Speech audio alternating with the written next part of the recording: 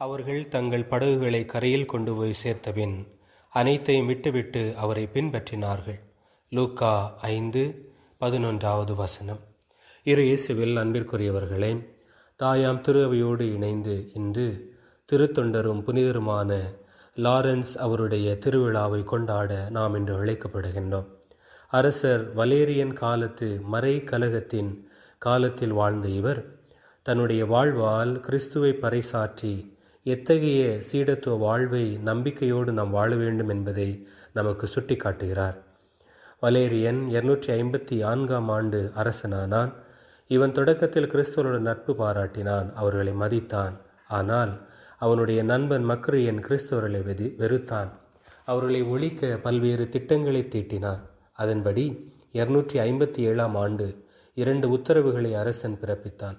முதலாவது, கிறிஸ்தவ குருக்கள் சிலைகளுக்கு பலி செலுத்த வேண்டும், இல்லையென்றால் நாடு கடத்தப்படுவர். வழிபாடுகளுக்காக கூடினால் அல்லது கல்லறைகளை சந்தித்தால் மரண தண்டனை. இரண்டாவது, குருக்களும் கிறிஸ்தவர்களும் கொடூரமாக துன்புறுத்தப்பட வேண்டும்.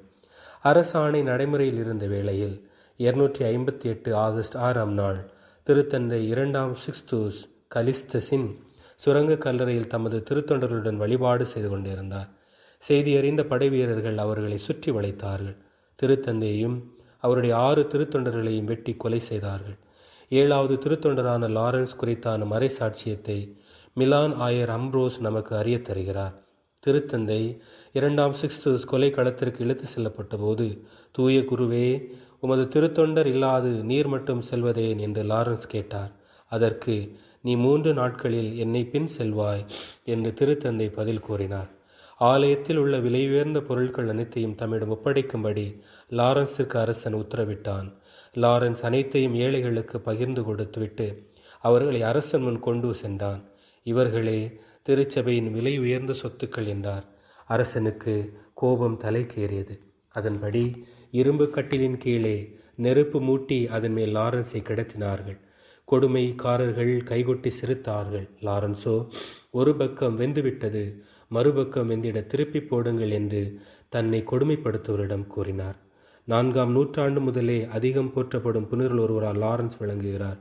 இவரின் கல்லறையின் மீது முதலில் பெரிய கான்ஸ்டன்டைன் சிறு ஆலயம் ஒன்றை எழுப்பினார். உன்னத லட்சியத்திற்காக தலைவரை பின்பற்றுகிறவர்கள் நம் மத்தியில் உருவாகும் போது சமூகம் மலர்ச்சியுறும் என்ற இவரது வாழ்வியல் சிந்தனைகளை வாழ்வாக்குவோம்.